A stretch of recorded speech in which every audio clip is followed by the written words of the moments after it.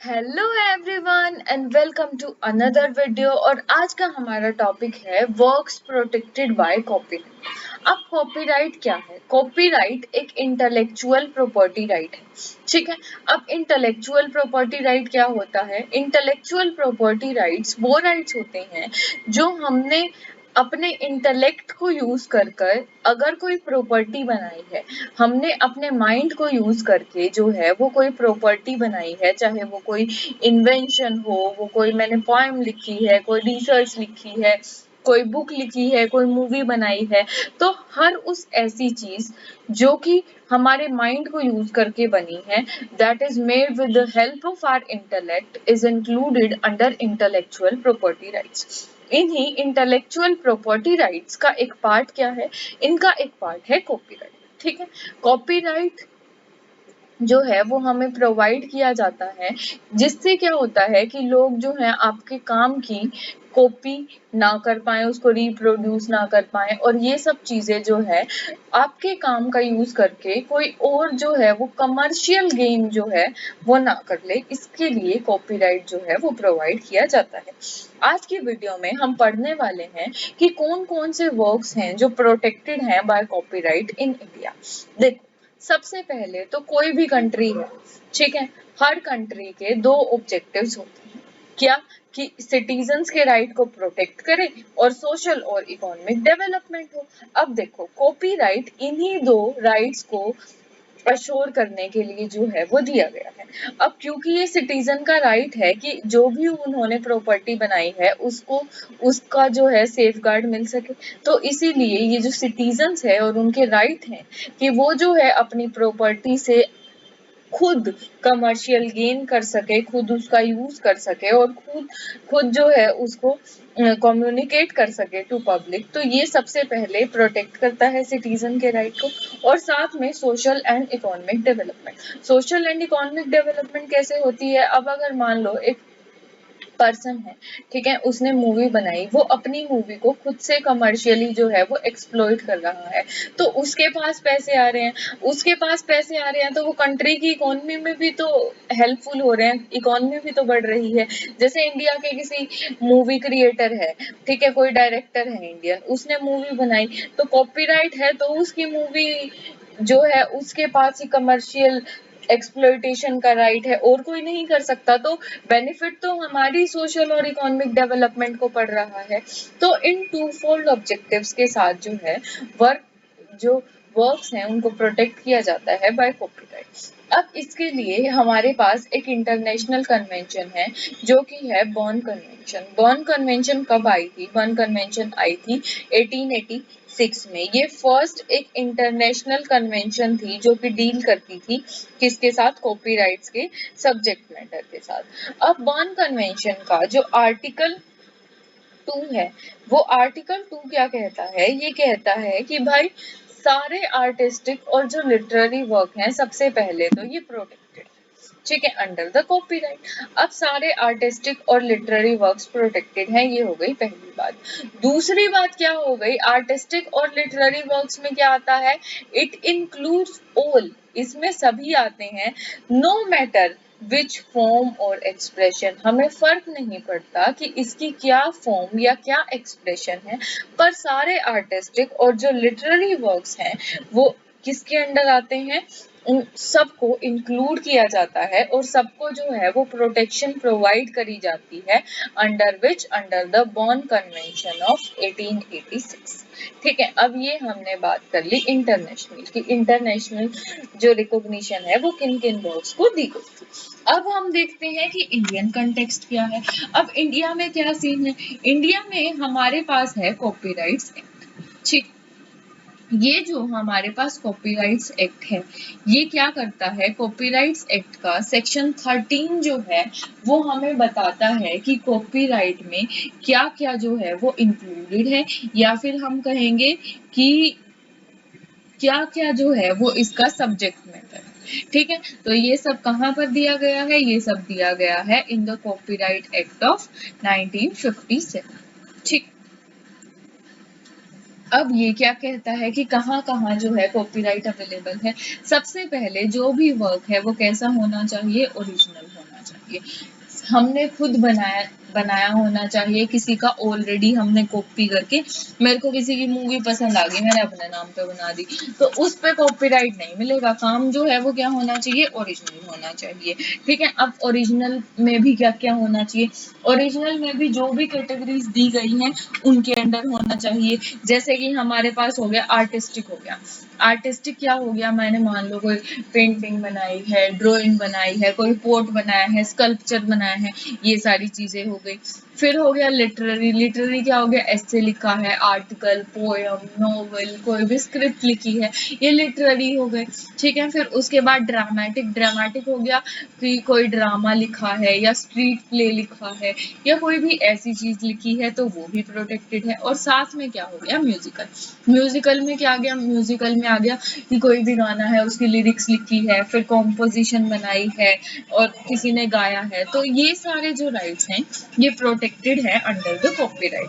साथ में सेकंड चीज क्या है, second thing is cinematograph film. Cinematograph film में क्या आ गया, हमारे पास आ गई एड्स सबसे पहले, फिर शॉर्ट फिल्म्स आ गई, और जो भी बड़ी फिल्म्स होती है, फीचर फिल्म्स होती है, वो सारी फीचर फिल्म्स होगी। साथ में थर्ड चीज क्या है, साउंड रिकॉर्डिंग्स है।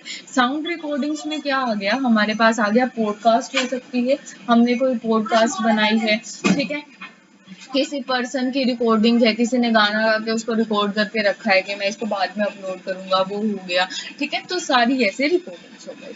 पर क्या ये रिकॉर्डिंग्स जैसे कि जैसे ये सारी चीजें हैं, क्या ये ऐसे ही कॉपीराइट का सब्जेक्ट मैटर है, ऐसा नहीं है। तभी सब्जेक्ट मैटर है जब they are subjected to certain conditions. ये कंडीशंस क्या क्या हैं, ये कंडीशंस हैं कि सबसे पहले अगर मान लो ये वर्क जो है ये वर्क पब्लिश्ड है, ठीक है, अगर मैं कहती हूँ कि ये जो वर्क है ये पब्लिश्ड है, तो पब्लिकेशन कहाँ होनी चाहिए, या तो फर्स्ट पब्लिकेशन इसके इंडिया में हो, अगर इसकी फर्स्ट पब्लिकेशन इंडिया में ना होकर आउटसाइड हुई है तो जो ऑथर है वो इंडियन सिटीजन हो। ठीक है, पहली कंडीशन, अगर पब्लिश्ड है उससे रिलेटेड। अगर मान लो पब्लिश हो गई है पर ऑथर डेड हो गया, मतलब ऑथर की डेथ हो गई थी जब ये चीज पब्लिश हुई, तो हम देखेंगे कि ऑथर क्या था, ऑथर सिटीजन था at the time of his death. ठीक है, अगर ये था तो हम इसको जो है सब्जेक्ट मैटर मानेंगे कॉपीराइट का, और इंडिया में इसको प्रोटेक्शन मिलेगी अंडर द कॉपीराइट एक्ट 1957। ठीक है, पब्लिश इंडिया में हुआ है, बाहर हुआ है तो इंडियन ऑथर है, अगर ऑथर की डेथ भी हो गई है तो वो सिटीजन था जब उसकी जो है वो डेथ हुई। उसके बाद अगर मान लो वर्क अनपब्लिश्ड है, अनपब्लिश्ड वर्क कौन सा हो गया, अनपब्लिश्ड वर्क हो गया अदर देन आर्किटेक्चर। ठीक है, आर्किटेक्चर के अलावा कोई और अनपब्लिश्ड वर्क है। ठीक है, तो हम उसे कब मानेंगे, कब हम उसको इंडिया में जो है कॉपीराइट का सब्जेक्ट मान सकते हैं, अगर जो ऑथर था, ऑथर क्या था, author at the date of making, ठीक है, जिस दिन ये बना वो या तो डोमिसाइल था या फिर सिटीजन ऑफ इंडिया। ठीक है, अब एक एग्जांपल लेते हैं, अब मान लो मैं ये वीडियो रिकॉर्ड कर रही हूँ, ठीक है, ये मेरा लैपटॉप है, मैंने क्या करा, मैंने बहुत सारी ऐसी वीडियोस रिकॉर्ड करके रख रखी है। ठीक है, जब मैंने इस वीडियो को यूट्यूब पे डाल दिया तो वो होगी पब्लिश। तो हम फर्स्ट कंडीशन देखेंगे कि क्या मैंने इंडिया में पब्लिश करी है, हाँ मैंने इंडिया में पब्लिश करी है। क्या मैं इंडियन सिटीजन हूँ, हाँ मैं इंडियन सिटीजन हूँ, तो मेरा जो है ये प्रोटेक्टेड है।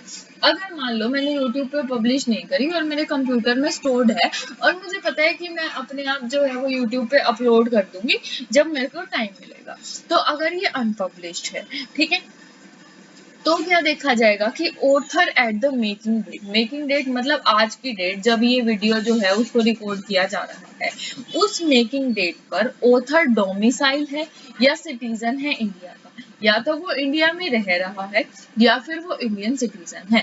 अगर ये दो कंडीशंस फुलफिल्ड है तो अनपब्लिश्ड वर्क जो है उसको इंडिया में कॉपीराइट के अंडर प्रोटेक्ट किया जा सकता है। अब थर्ड चीज आ गई, क्योंकि आर्किटेक्चर यहाँ पर एक्सक्लूडेड था तो हमने आर्किटेक्चर को लेकर एक अलग से ले ली कि अगर कोई आर्किटेक्चरल वर्क है, आर्किटेक्चरल वर्क, सबसे पहली चीज जो आर्किटेक्चरल वर्क होता है ना, उसमें अगर मान लो कोई भी बिल्डिंग है, ठीक है, कोई भी बिल्डिंग का जो डिजाइन है या जो स्ट्रक्चर है सिर्फ वही प्रोटेक्ट हो सकता है। इस डिजाइन या स्ट्रक्चर को बनाने के लिए जो टेक्नोलॉजी यूज हुई, ठीक है, या फिर जो भी सॉफ्टवेयर यूज हुआ, वो सब्जेक्ट टू कॉपीराइट नहीं है। तो क्योंकि बिल्डिंग का डिजाइन और स्ट्रक्चर ही सब्जेक्ट टू कॉपीराइट है, तो वो कब होगा कॉपीराइट का सब्जेक्ट मैटर? जब ये जो बिल्डिंग है ये कहाँ होगी, लोकेटेड होगी इन इंडिया। ठीक है, तो ये तो हो गए इंडियन वर्क्स। अब हम चलते हैं फॉरेन वर्क्स पर। जो कॉपीराइट एक्ट 1957 है, वो इंडियन वर्क्स के साथ साथ जो है वो हमें प्रोवाइड करता है फॉरेन वर्क्स की भी जो है वो कॉपीराइट प्रोवाइड करता है। फॉरेन वर्क्स को कॉपीराइट प्रोवाइड करता है अंडर सेक्शन 40। ठीक है, अब सेक्शन 40 जो है वो क्या कहता है? सेक्शन 40 कहता है कि भाई सबसे पहले तो अगर मान लो जो वर्क है वो वर्क पब्लिश्ड बाहर है, पर जो पर्सन है वो डोमिसाइल है इंडिया का। ठीक है, इंडिया में रह रहा है, चाहे उसने जो है इसे बाहर पब्लिश किया गया हो। ठीक है, अगर मान लो ये काम जो है वो अनपब्लिश्ड है, अनपब्लिश्ड है तो क्या हो सकता है?